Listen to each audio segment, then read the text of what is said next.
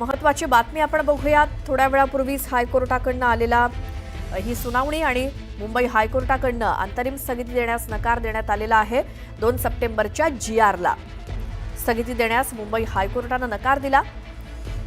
Hyderabad gazetteer संदर्भात जो काही 2 सप्टेंबरला सरकारने जीआर काढलेला होता त्याला अनेक जणांनी आव्हानं दिली।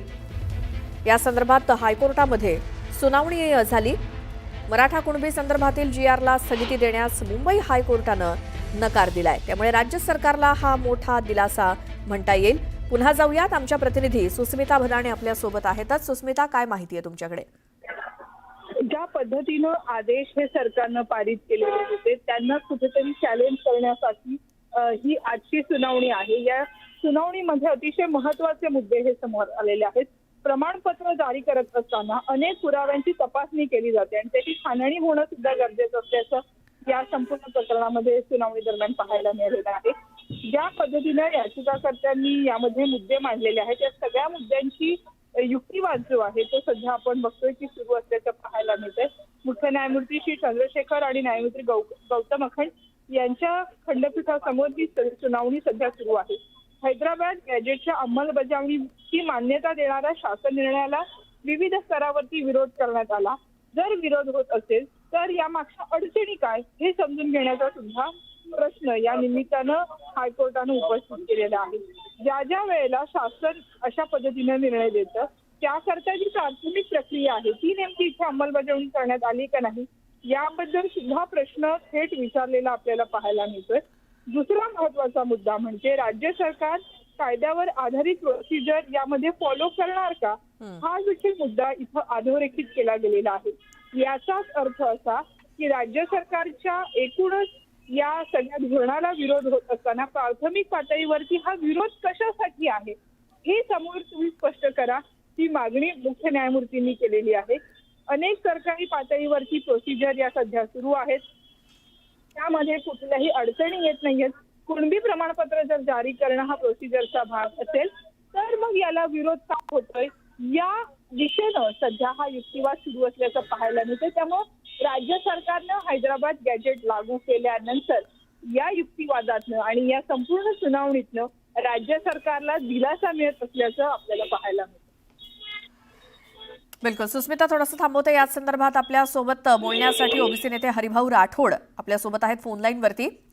राठोडजी, स्वागत न्यूज 18 लोकमत मध्ये। आज जी हायकोर्टामध्ये सुनावणी झाली तर 2 सप्टेंबरचा जो जीआर आहे त्याला स्थगिती देण्यास कोर्टाने नकार दिलेला आहे। आपली प्रतिक्रिया काय? हा जीआर म्हणजे काय प्रोसिजर आहे, प्रोसिजरल जीआर आहे। याच्यामध्ये जातीचे दाखले कशा पद्धतीने द्यायचे त्याच्याबद्दल हा जीआर आहे। त्याच्यामुळे हा काही बिलकुल हरिभाऊ राठोडजी, धन्यवाद आपल्या प्रतिक्रियेबद्दल। याच संदर्भात आपण बोलणार आहोत। मराठ्यांचे नेते मनोज जरांगे पाटील आपल्या सोबत आहेत। जरांगेजी, स्वागत तुमचं न्यूज 18 लोकमत मध्ये। तर 2 सप्टेंबरचा जीआर सरकारचा आणि त्याला अनेकांनी आव्हानं दिली, अर्थात त्याला स्थगिती देण्यास आता आज हायकोर्टाने नकार दिलेला आहे। तुम्हाला काय वाटतं याबद्दल?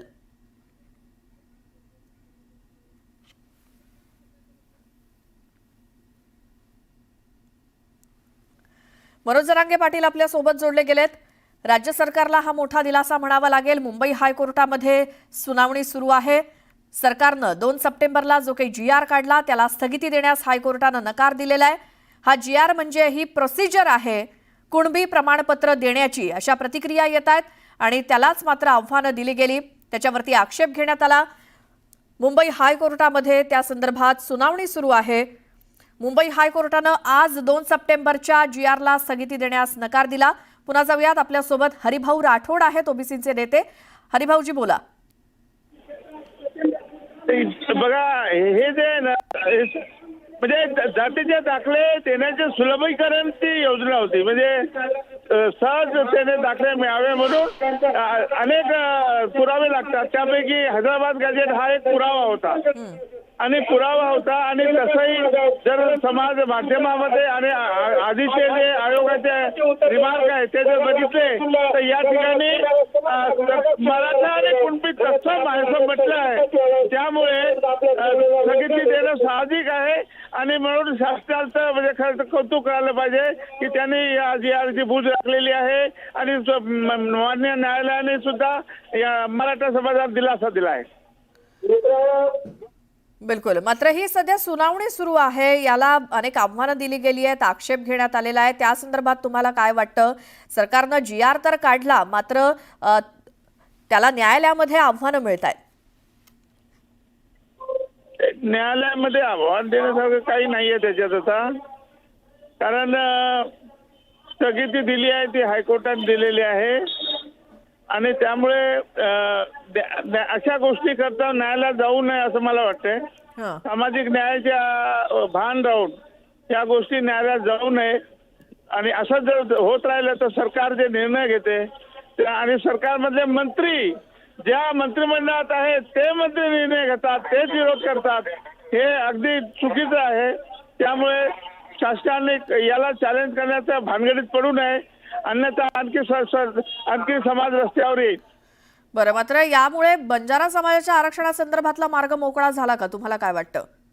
नक्कीच. आम्ही तर तेच आता मी मोर्चामधूनच बोलतोय. मी जळगावला आहे, तुम्हाला आवाज आला असेल आता. हो. मी रॅलीमध्ये आहे.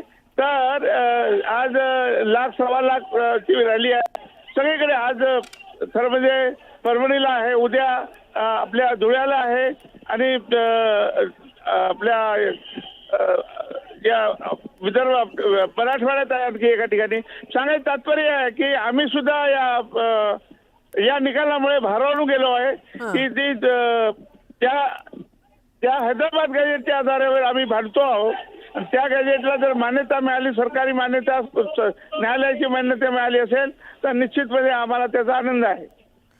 बिलकुल. हरिभाऊ राठोडजी, धन्यवाद. तुम्ही न्यूज 18 लोकमतशी बोललात, तुमची प्रतिक्रिया दिली. तर आज बंजारा समाजाचा देखील महाराष्ट्रामध्ये वेगवेगळ्या ठिकाणी मोर्चे निघतायत. याच मोर्चामधनं हरिभाऊ राठोड आपल्यासोबत बोलत होते आणि आज जो काही हायकोर्टानं स्थगिती देण्यास नकार दिलाय राज्य सरकारच्या निर्णयाला, 2 सप्टेंबरच्या GRला, त्याबद्दल त्यांनी या निर्णयाचं स्वागतच केलंय. आजच्या सुनावणी संदर्भात त्यांनी स्वागतच केलंय. अधिक आपण माहिती जाणून घेऊयात. आमचे प्रतिनिधी प्रशांत बाग हे सुद्धा आपल्या सोबत आहेत. प्रशांत, आता आज हायकोर्टामध्ये या संदर्भात जी सुनावणी झाली त्याबद्दलचे काय वेगवेगळे पैलू सांगाल?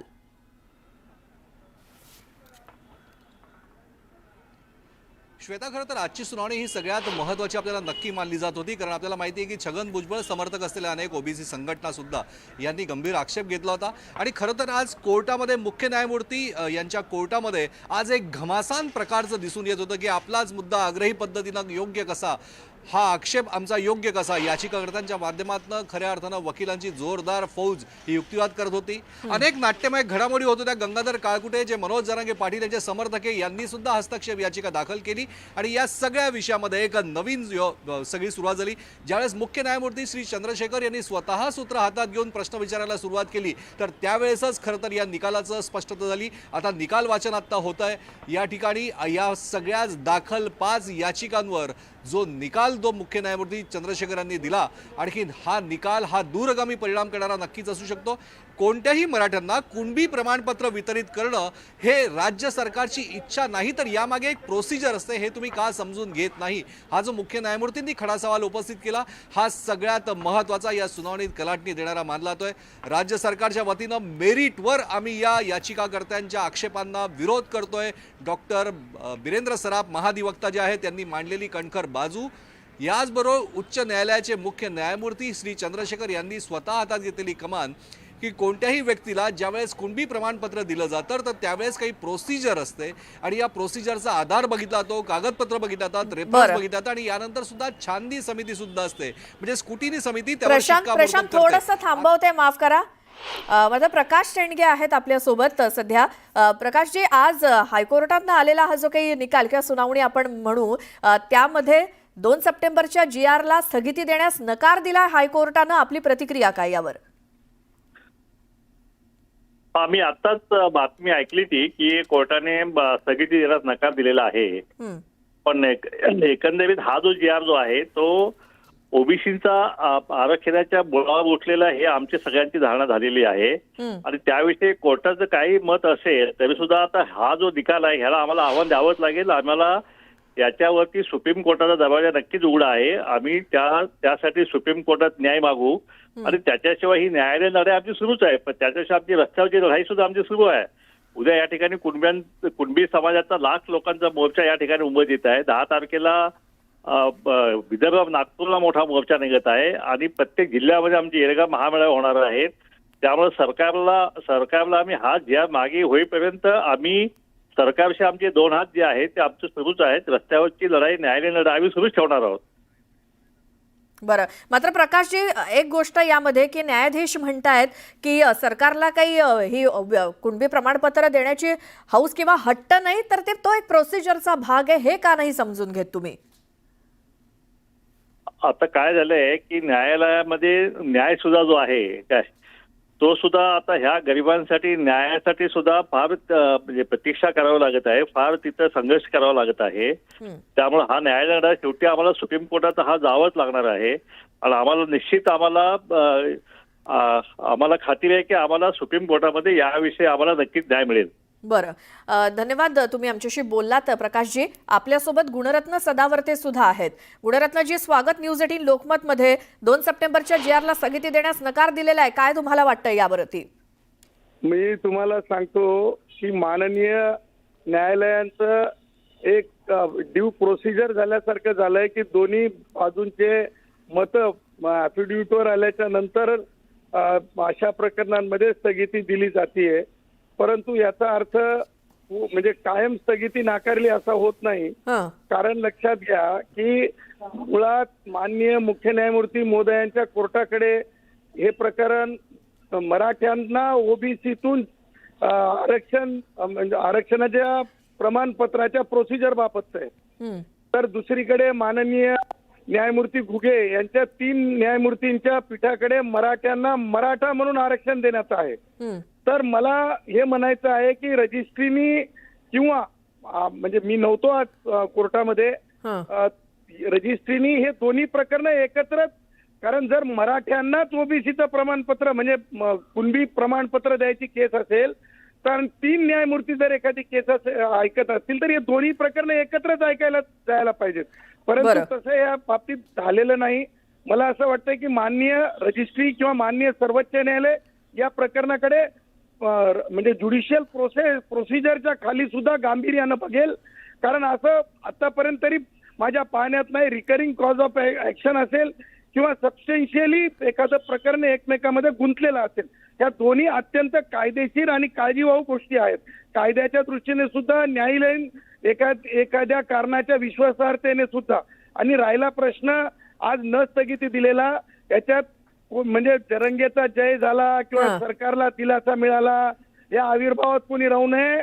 तुम्हाला सांगतो की 48 तासात पुन्हा स्थगितीसाठीचा अर्ज होऊ शकतो. आणि तुम्हाला सांगतो याच्यात मूळ जो मुद्दा आहे की प्रोसिजरचा कोर्टाने जो उपस्थित केलाय, प्रोसिजरचा मुद्दा न्यायालयासमक्ष जे आहे मांडताना हे मांडण्यात यायला पाहिजे की दुसरं पीठ ज्यावेळेस ह्याच मराठ्यांना मराठा आरक्षणामध्ये दिलं गेल्याच्या बाबतीत चॅलेंज करते तर एका समुदायाला 2 आरक्षण कसे दिले जाऊ शकतात या बाबतीला धरून, किंवा आता समजा अ नावाचा एक मराठा भाऊ आहे, तो अ नावाचा मराठा भाऊ 2 ठिकाणी आरक्षण घेऊ शकतो का? आणि गेलं तर त्याच्याकडे 2 प्रमाणपत्र आले तर त्यांनी कोणत्या ह्याच्याखाली निवडणूक लढवाव्यात?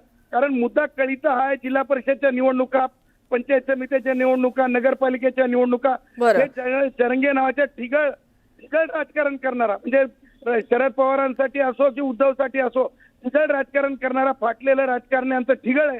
त्याच्या कारणाने हे दिलेलं GR आहे. आणि मला असं वाटतं की GR ची व्हॅलिडिटीच काही असू शकत नाही. सरकारनं न्यायालयासमक्ष ही गोष्ट येणं ॲफिडेव्हिटवर आवश्यक आहे की ज्यावेळेस म्हणजे जम्मू काश्मीर पब्लिक सर्व्हिस कमिशनच्या निर्णयामध्ये एखाद्या कायद्याच्या विरुद्ध जाऊन शासन निर्णय घेऊ शकत नाही, निर्णय करू शकत नाही. अशा परिस्थितीमध्ये जर सरकारने म्हणजे काय राधाकृष्ण विखे पाटलांच्या म्हणजे याच्यानी म्हणजे आग्रहाने किंवा जरंगेच्या ठिगळ राजकारणाने जर अशा प्रकारे जी आर काढला असेल तर त्या जी आरचं मूल्य काय? बरं. तर त्या जी आरचं मूल्य 0 आहे आणि अशा 0 नावाच्या मूल्याच्या आधारे नावी असतील, भाऊ माझे कुणबी भाऊ असतील हा. किंवा जे ओबीसी भाऊ असतील त्यांच्यावर अन्याय होणारी बाब असेल तर शासनाने व्हॉलेंटरीली सांगावं, जरंग्यानं येऊन सांगावं, राधाकृष्ण विखे पाटलांनी येऊन सांगावं की ते मराठा आरक्षण मागे घेतात 10% म्हणून.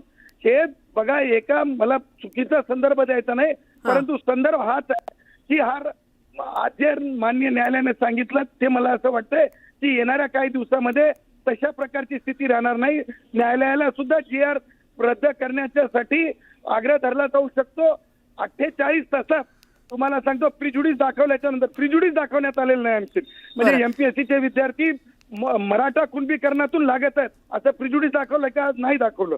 मी म्हणजे खात्रीने सांगू शकतो. दुसरं, आज नगरपालिकेचं नोटिफिकेशन झालंय आणि निवडणुकीचे अर्ज भरण्यासाठी लोक चाललेत आणि त्याच्यामध्ये मराठा कुणबी जे आहेत ओबीसीच्या जागेवर अर्ज भरत आहेत. हे प्रिज्युडिस दाखवलंय का? तर नक्की निश्चित नाही.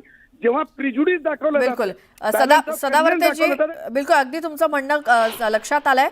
मनोहर धोंडे जे याचिकाकर्ते आहेत ते सुद्धा आपल्यासोबत फोन लाईन वरती आहेत. मनोहरजी, तुम्ही याचिका केलीत मात्र सरकारनं स्थगिती देण्यास नकार दिलाय, आता तुम्ही काय करणार?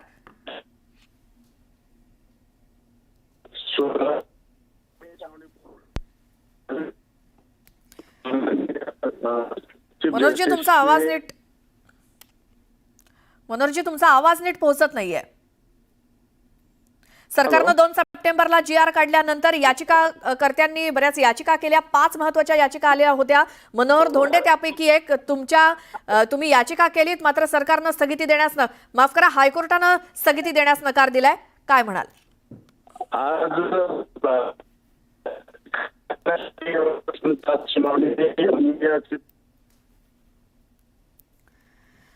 मनोहर धोंडे यांचा आवाज आपल्यापर्यंत पोहोचत नाहीये. मात्र आता काही ओबीसी नेते म्हणतायत की आम्हाला सुप्रीम कोर्टाचे दरवाजे सुद्धा खुले आहेत, त्यामुळे हायकोर्टातनं जो काही निकाल येईल त्याला आम्ही सुप्रीम कोर्टामध्ये आव्हान देऊ, असं ओबीसी नेत्यांचं म्हणणं आहे. दुसरीकडे गुणरत्न सदावर्ते म्हणतायत की हा काही अंतिम निकाल नाही, त्यामुळे यामध्ये 48 तासामध्ये पुन्हा आम्ही याचिका करू, असं देखील गुणरत्न सदावर्तेंनी म्हटलंय. तर बबनराव तायवाडे सुद्धा आपल्या सोबत आहेत फोन लाईन वरती, ओबीसी महासंघाचे अध्यक्ष. बबनरावजी, आजच्या या सुनावणीबद्दल तुमचं काय मत आहे? हे बघा की 2 तारखेला जेव्हा हा शासन निर्णय निघाला आणि त्यानंतर त्याचं आम्ही सखोल वाचन केलं की 2000चा अधिनियम काय, 2012चे नियम काय आणि या शासन निर्णयामध्ये काय दिलेलं आहे, या सर्व याचा अभ्यास केल्यावर आम्ही पहिल्या दिवशीपासून सांगतोय की या शासन निर्णयामुळे ओबीसीच्या आरक्षणाला कुठेही धक्का लागत नाही आणि त्याच्यामुळे ओबीसीच्या आरक्षणाला धक्का लागत नसल्यामुळे ओबीसी समाजाने घाबरू नये. त्याच्यामुळे जी आरला स्थगिती देणं काय न देणं काय, त्याच्यामुळे ओबीसी समाजाच्या आरक्षणावर कुठेही धक्का लागणार नाही, हे तेवढंच नक्की आहे. मात्र प्रकाश शेंडगे, गुणरत्न सदावर्ते यांचं म्हणणं आहे की हा काही निकाल टिकणार नाही, त्यामुळे आम्ही सुप्रीम कोर्टात सुद्धा जाणार. जाऊ, मी काय म्हटलं मॅडम, त्याला स्थगिती मिळो अथवा न मिळो काय ओबीसीच्या आरक्षणाला धक्का लागणार नाही, त्याच्यामुळे काही फरक पडत नाही. बरं, धन्यवाद. तुम्ही न्यूज 18 लोकमतशी बोललात. तर एकीकडे बबनराव तायवाडे यांचं म्हणणं आहे की या निर्णयाला स्थगिती मिळो किंवा न मिळो ओबीसी आरक्षणाला काहीही धक्का लागणार नाही. मात्र या स्टेजला आक्षेप घेणं कितपत योग्य आहे, हा जो उच्च न्यायालयाने सवाल उपस्थित केला, काय सांगाल त्याबद्दल? नाही, याच्यामध्ये प्रायमरी स्टेजला आम्ही आता इंटरिम स्टे देऊ शकत नाही. Let government file and affidavit, गव्हर्नमेंटला त्यांचं प्रतिज्ञापत्र तुमच्या याचिकेवर तुमचं म्हणणं सादर करून द्या, त्यानंतर आम्ही इंटरिम स्टे द्यायचा का नाही हे ठरवू. त्यामुळं आज माननीय उच्च न्यायालयाने सर्वांना सांगितलेलं आहे की स्टेट गव्हर्नमेंटने 4 आठवड्यामध्ये या सर्व ज्या याचिका आहेत त्या याचिकेवर तुमचं उत्तर सादर करा आणि त्यानंतर मग आपण ही जी या याचिका आहे हा विषय ठरवला जाईल. यासोबत उच्च न्यायालयाने महाधिवक्ता डॉक्टर बिरेंद्र सराफ यांना ही विचारणा सुद्धा केली होती. आणखी त्यांनी सांगितलं की हो, मेरिटवर आमचा या याचिकांना विरोध आहे, राज्य सरकार घेतलेल्या निर्णयावर ठाम आहे, हाही उल्लेख त्यांनी केला. हा, नक्कीच. कारण की एजी आहेत, सरकारचा तो जी आर आहे, तो जी आर कसा सरकारने जी न्यायालयीन प्रक्रिया किंवा जी कॉन्स्टिट्यूशनल प्रोसेस आर्टिकल 164ला डावलून सरकारने त्या अधिकारामध्ये जाऊन हा जी आर काढलेला आहे, अशा बऱ्याच या गोष्टीमध्ये मी जात नाही आहे खोलवर. वीरेंद्र सराफांनी स्पष्ट सांगितलेलं आहे की आम्ही याला अपोज करतो. हे जे याचिकाकर्ते आहेत ह्यांना लोकच नाही आहे, हे ॲग्रीव्ड पार्टी नाही आहेत. त्यामुळं याच्यावर सविस्तर ॲफिडेव्हिट, त्यांनी जास्त बोलण्यास तिथं जास्त बोलले नाहीत. ते म्हणजे आम्ही सविस्तर ॲफिडेव्हिट आमचं म्हणणं प्रतिज्ञापत्रामध्ये आम्ही सादर करू. महत्वाचा उल्लेख मुख्य न्यायमूर्तींनी आज कोर्टात केला. ज्यावेळेस निकालपत्राचं वाचन सुरू होतं, डिटेक्शन सुरू होतं, तर त्यामध्ये मंडल आयोगाचा त्यांनी उल्लेख केला, त्याच्या रेफरन्सेसचा उल्लेख केला. काय सांगाल? याच्यामध्ये मंडल आयोगाच्या आधीचे पण कालेलकर आयोग, BD देशमुख कमिटी, मंडल आयोग, त्याच्यानंतर नारायण राणे कमिटीने दिलेलं आरक्षण, गायकवाड कमिटीने दिलेलं आरक्षण आणि ते फेटाळलं होतं. सुप्रीम कोर्टाने किती वेळा फेटावलं याचा सगळा उहापोह आज धोंड सरांनी तिथं हे केला.